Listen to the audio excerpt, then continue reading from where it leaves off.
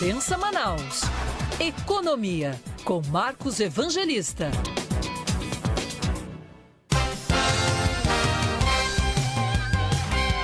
Economista Marcos Evangelista está conectado conosco para a nossa coluna das quintas-feiras para falar de economia. Tudo bem, meu amigo? Bom dia para você. Bom dia, Rafael. Bom dia, Paula. Bom dia, Diene. Bom dia, ouvintes da Rádio Band News da FM. Marcos, a gente falou sobre a questão das bets, né, que está causando muita discussão no Brasil inteiro e chegou aqui também, né, na Assembleia Legislativa. Foi assunto de discussão ontem a questão das bets estarem, digamos assim, influenciando, segundo quem está tratando deste tema, no ecossistema econômico do país. Por exemplo, tem pesquisa do setor do comércio que mostra que uma porcentagem de pessoas admite ter deixado, por exemplo, de gastar no comércio porque estava gastando em bets. A mesma coisa defende aí o senador Omar Aziz, o governo, enfim, de que os beneficiários do Bolsa Família, por exemplo, gastaram um valor muito grande em bets nesse ano de 2024, chegando a 10 bilhões de reais. Meu amigo, e aí, como é que essas bets influenciam na economia, no sistema econômico mesmo, no país? O que acontece, Rafael? Quando eu estava olhando essa matéria, eu fiquei assustado pelo volume de dinheiro. Nós não estamos falando em milhões, nós estamos falando em bilhões. E aí, a gente tem que ter aquela reflexão, né, de onde vem tanto dinheiro. Às vezes as pessoas utilizam, por exemplo, o Bolsa Família, deixa de comprar a alimentação para sua casa para aplicar em jogos, né, muitas vezes faltando a comida dentro de casa. Isso faz a gente refletir, será que esses apoios sociais, que é tanto divulgado e cada vez é mais ampliado, está no caminho certo? A gente percebe isso, que a questão dos jogos no Brasil, ou até mesmo no mundo, acaba aí desvirtuando qualquer boa ação que, por parte do governante, do prefeito, que seja, né, onde acaba trazendo aí uma força política, onde a pessoa acaba se induzindo ali por aquele dinheiro, mas, infelizmente, acaba fazendo mau uso, como esses números demonstraram agora, né? Então, eu acho que se a gente legalizasse o jogo no Brasil, talvez fosse uma solução, porque a pessoa ia ter livre-arbítrio para poder aplicar aí do jeito que quer em vários tipos de jogos, e essas bets estão deixando várias pessoas milionárias. Eu não sei se vocês aí da rádio já fizeram algum tipo de aposta nesse sentido, mas eu sempre fico muito pé atrás, nunca gastei R$1 com isso, e me assombrei de fato quando eu vi a divulgação dos bilhões, viu, Rafael? A gente estava discutindo sobre essa questão, né, Marcos, de grande parte da população brasileira está em vulnerabilidade, né, em relação a recursos, mesmo orçamento apertado, e nunca ter tido contato, por exemplo, com a educação financeira, né? E aí entra outra questão que você até defende aqui e traz sempre a orientação, que é as pessoas aprenderem a lidar com o seu orçamento, a lidar com o dinheiro, tendo a educação financeira em grade curricular mesmo, né, Marcos? Com certeza, cara. Isso aí demonstra mais uma vez que a nossa população, de um modo geral, não tem aqueles conhecimentos básicos, né, para gerir suas finanças pessoais, né, deixando de comprar alimentos, deixando de guardar dinheiro para gastar em jogo de azar. Infelizmente, é a nossa realidade, viu, Rafael? Meu amigo, outra coisa importante que a gente tem que tratar aqui é a questão da importância da escolha na eleição, né? E a gente trata isso do ponto de vista econômico sempre por aqui, não é isso? Então, a gente está aí às vésperas de um processo eleitoral. A gente tem acompanhado, ontem inclusive, ou anteontem, no município do Amazonas, um candidato distribuindo dinheiro, né, que acabou sendo preso pela Polícia Federal. Mas, infelizmente, no nosso Brasil, a política do pão e circo é cada vez mais forte. Quando eu estive na Itália recentemente agora, eu fui no Coliseu, e lá eu e a Amanda é minha esposa, é economista também, falando que isso já começou anos atrás, onde os políticos tinham ali a prática de iludir a população com festa, com distribuição de prêmio, de dinheiro.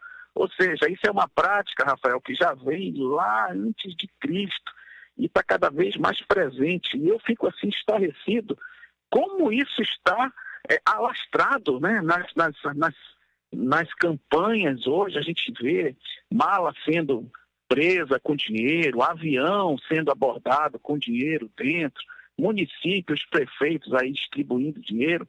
Então, eu queria deixar um recado sobre isso para o nosso ouvinte, que na hora de escolher o futuro gestor do nosso município, não venda seu voto. Veja as propostas, porque se a gente escolhe uma pessoa errada, a gente vai sofrer durante os próximos 4 anos. Então, é muito importante, né, você não se empolgar com propostas inexequíveis, né, com propostas de dinheiro, de facilidade, porque ali é o futuro da nossa cidade que a gente está escolhendo. Mas, infelizmente, Rafael, a gente não vê isso acontecendo, né? Muitas vezes acontece de um candidato que não tem capacidade nenhuma de ser gestor, ser eleito, né? E aí, principalmente no interior do Amazonas, a gente vê vários casos, e eu não sei realmente como é que a gente pode mudar isso. Eu não sei qual é a opinião da Paula Littati, que fala muito sobre política, o que ela pode interpretar, qual o futuro político do nosso país, porque realmente eu só vejo a gente ir de ladeira abaixo, viu? Olha, Marcos, bom dia, tudo bem? Olha, Bom dia. tendo entre os candidatos com mais possibilidade de vitória do Brasil, Pablo Marçal, eu realmente temo pelo futuro do Brasil. Olha, é bem complexo, sabe? Porque a gente não está vendo, e é uma das coisas que Rafael, Diene e eu aqui sempre falamos, nos debates, não estão correndo ali os debates de ideias, de propostas, mas sim uma necessidade narcisística de querer ter o recorte para as suas redes sociais, de lacrar para as redes sociais, e quem perde com isso é a população. É claro que a população, que os eleitores, eles vão ter que escolher pelo menos pior, obviamente. Sou muito a favor de que a pessoa exerça o seu direito ao voto, o seu direito de cidadão, de ir lá escolher o seu gestor, o seu parlamentar, que é o vereador. Agora teremos em Manaus 41 vereadores, mas as outras câmaras municipais de todo o Brasil também terão mudanças ou não, né?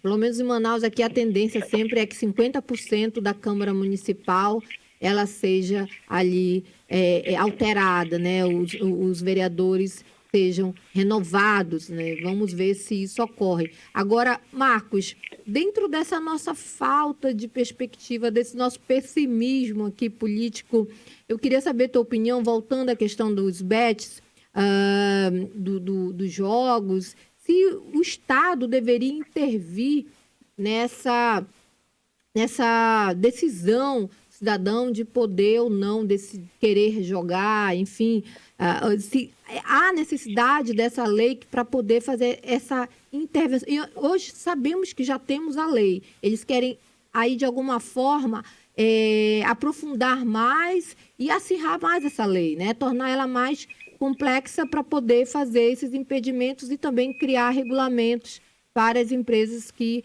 de alguma forma, estão burlando essa legislação de proibição. Seria um ponto. Se tu pudesse falar para a gente o que tu achas aí como economista dessa possibilidade de intervenção. Na minha opinião, o Estado não deveria intervir na liberdade de cada um. Porém, por outro lado, a gente percebe que a grande maioria desse valor que foi gasto aí veio de fontes que são muito mais importantes que o jogo. Né? Por exemplo, nessa questão do Bolsa Família, isso é um alerta muito grande, né? Porque o cara que tem um cartãozinho, em vez de estar ali usando o recurso para qual foi concebido, ele está desviando ali para jogar e deixando a família ali ao léu. Mas essa questão da liberdade, eu acho que a gente não pode entrar. O que falta realmente é educação, né? E, infelizmente, isso não é uma coisa que se resolve a curto prazo. Eu não vejo quais são, não entendo quais serão os desdobramentos que essa lei pode ter. Mas acho que ferir a liberdade de cada um, eu sou totalmente contra. Viu? E, Marcos, só falando aqui para a gente finalizar essa área, essa pauta eleitoral, a gente vai ter eleição agora, domingo, daqui a 3, 4 dias, e hoje há muito eleitor indeciso, né? E poucas propostas dos candidatos a prefeito no sentido da economia. Manaus o Amazonas ainda é muito dependente da Zona Franca de Manaus. Ainda não temos uma nova matriz econômica.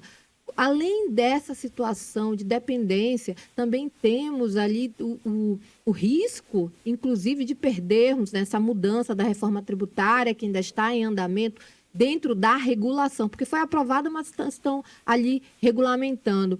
Então, ainda há esse prejuízo, a possibilidade e o risco de prejuízo que está aí caminhando. Dentro desse contexto todo econômico, qual seria ali o maior desafio do prefeito, novo prefeito ou prefeito que pode continuar para Manaus e dentro principalmente da economia, geração de emprego e controle de contas públicas também? Bem, o que acontece? Pergunta de milhões aí você está fazendo, né, Paulo? O que acontece? Eu acho que a prefeitura, até hoje, sempre foi muito ausente na questão, por exemplo, do nosso distrito industrial, né? Eu não vi nenhuma política municipal que favorecesse a atração de novas indústrias para cá. Isso fica só ao cargo da SUFRAMA, do governo do Estado, e a prefeitura não vejo nenhuma manifestação nesse sentido. Um outro ponto, o eleitor ele tem que focar em propostas que gerem resultados positivos para a cidade, não resultados individuais. No momento que a gente pensa na cidade, aí a gente pensa no macro. Por exemplo, muita obra sendo feita, inaugurada aí, que eu acho que não deveria. Qual é o benefício, por exemplo, para uma cidade da criação de um parque temático? Não vejo nenhum. Polêmico, hein, Marcos? Enquanto que nós temos bairros precisando de infraestrutura básica. Nós temos bairros ainda que não têm saneamento. Então, milhões que são gastos em determinadas obras poderiam estar sendo gastos em obras de fato necessárias. Então, nós estamos aí à véspera de uma eleição, o que a gente poderia falar nesse sentido?